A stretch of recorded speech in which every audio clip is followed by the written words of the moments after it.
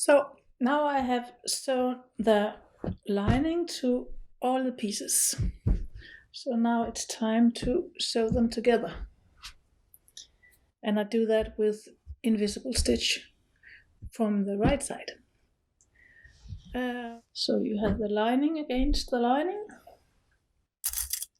Pin it all the way up.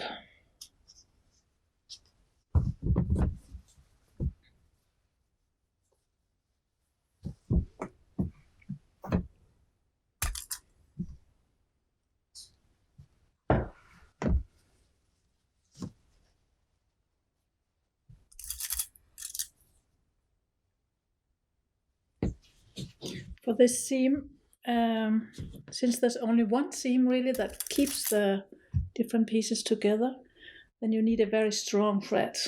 The Vikings would have used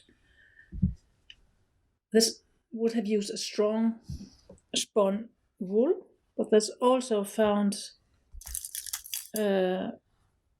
textile where the seam thread are gone and the wool is intact, which means that they have also sometimes used vegetable fibers on wool, linen, hemp, nestle.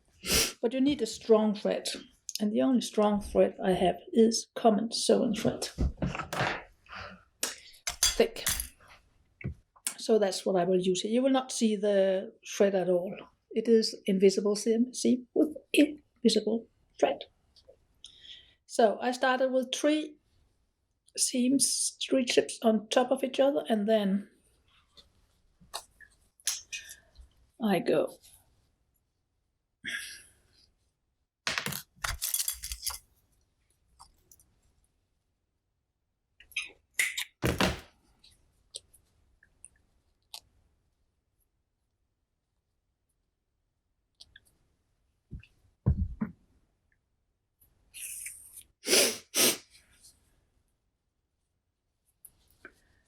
So again, no knots. I always start my seams with 3 stitches on the top of each other.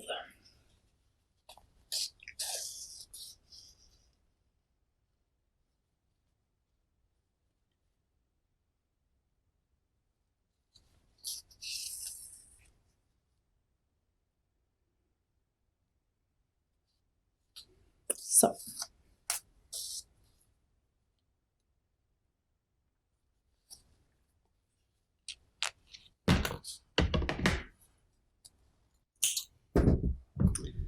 And then it is really running stitch. It's just done from the right side instead of the wrong side. So you go down and out in the same side, in the same fabric. And then you go over on the other side, right over, under, and then along that fabric, 2-3 millimeters, out. Some people also call this a mattress seam. And then where it comes out, you go in on the other side and under. So you see, after a few stitch, you can like pull it all together so the thread disappears and the seam are closing. I have always wondered why this is found several places, but it might actually be because the clothing is lined like this, and maybe with linen, so that is gone, or you don't see it in the seam because it's not up in it.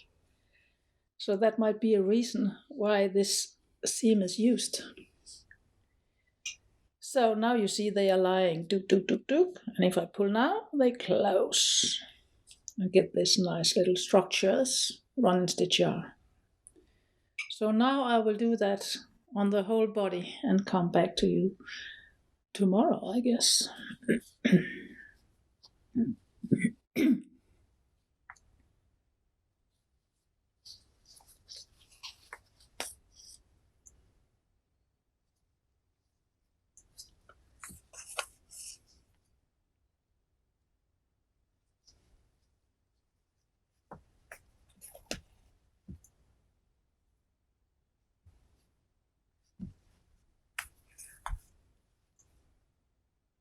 take some hours.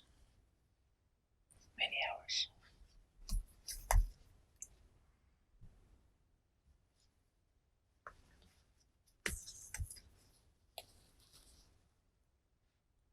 See? Closing completely.